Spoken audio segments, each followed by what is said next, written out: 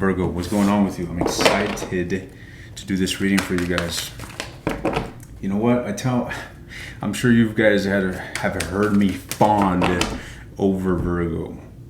The symbol of Virgo, the sign of Virgo, the attributes, the qualities. But the truth of the matter is that there's so many signs that are admirable. You know, and that's what's so amazing and unique, guys, is that we are all unique. And the thing is that we don't all fall into the exact descriptions. It's like, I'm an Aries and I hang out with fellow Aries and we're different. But, you know, there's some similarities here. There's certain attributes that are very apparent when it comes to astrological signs, right? But anyhow, the true significance of astrology lies in its symbology, not how you relate to it. Oh, I'm a Virgo and I'm very organized and pragmatic. That's bullshit. That's insignificant compared to the true meaning of Virgo. I bet you don't even know. I bet the majority, and that's the thing, is that we humans seek to relate to everything. It's like, oh, God must look like a wizard. He must look like a man up in the sky. And he created us in his image. Kind of sounds more like we created God in our image, to be honest. Similar with, Mars. Oh, let's attribute a soldier, a warrior, to Mars. You know what I mean? But that's how we relate. We're emotional creatures. I was just having this discussion with a friend earlier. We're gonna get into your reading right now, and it's gonna be good. But just hear me out. So, I was talking with a friend about how we do this. It's like, I told him, I was like, hey, dude, it's crazy how we relate to objects as people. For instance, I have and how we become attached to objects. For instance, I love my motorcycle. I fucking love riding my motorcycle, right? And I call it a girl. Right? To me, it's a girl. It's not a girl when I actually look at it, but it's like, oh, that's my baby. That's my toy. You know what I mean? And that's a fucking vehicle. But we do that. We just have that natural propensity to try to seek connection, to try to seek some sort of commonality, some sort of, you know, something that we're able to connect with, even with objects that are soulless. And that's where the majority of the masses come to astrology with, or that's their approach. It's like, oh, how does it relate to me? Well, what is the history of Virgo? How did that even come to fruition? Why is it the symbol of the Virgin? It goes on. It goes on, guys. It behooves you to do research. But anyhow, let's get into this. From the 28th to the 3rd of September, Virgo, what's going on in your love life? It's going to be a collective reading. Get two more.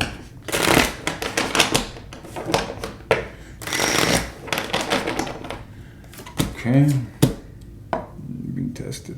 You're being tested, guys. You're being tested. You're withholding putting effort in a situation that you may be inclined to put effort into. There is a sense of coldness, detached. This is a love reading, guys. And I'm getting the sense that you're kind of losing feelings for someone. That doesn't mean that you don't love them. That just simply means that you're not all mushy about them. You're more so viewing the connection, viewing the individual through a pragmatic lens rather than an emotional lens. All right? But shit's gonna fucking escalate. Let me tell you, we got two aces back to back. Ace and ace. Moving along. Boom, world card. Basically another fucking ace. You know, this is a completion of a cycle, a beginning of a new chapter, essentially. Now, Virgo, you're a bit defensive. You're a bit defensive, possibly because someone wants to have a baby with you. They either try and knock you up, or you know what I mean, something like, or try to knock you up, or trying to get knocked up by you. I'm messing around, guys. I'm messing around. This simply signifies expansion. Someone here is interested. They're wanting to nurture the situation. They're wanting to grow the situation. That's who you're dealing with. However, you're in a stance that is kind of opposing this. It's defensive. It's like repulsive towards this. And to further elaborate, in the outcome, we have this card of refraining from being vulnerable. You're not being vulnerable.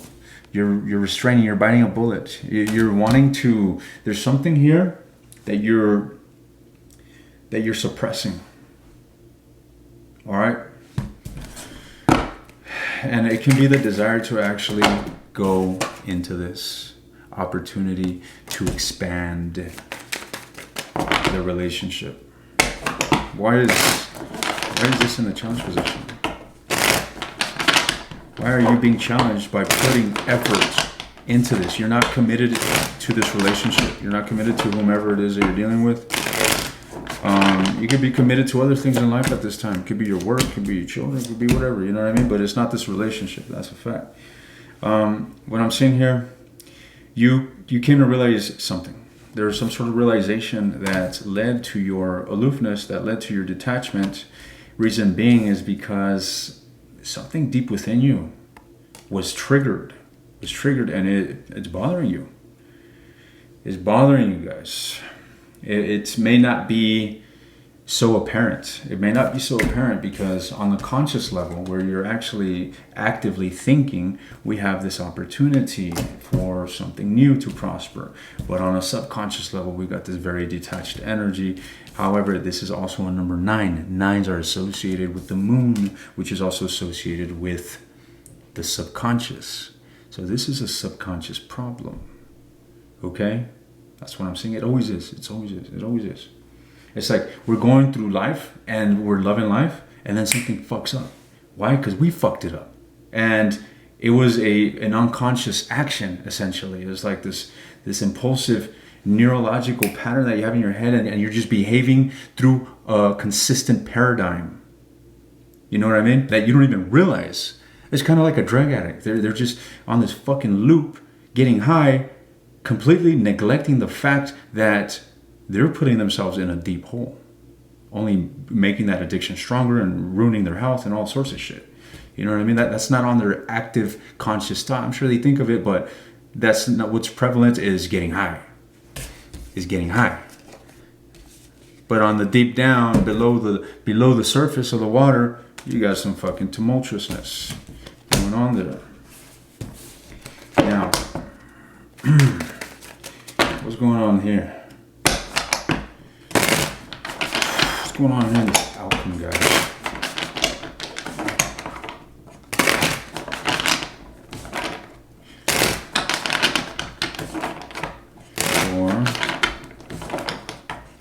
One more.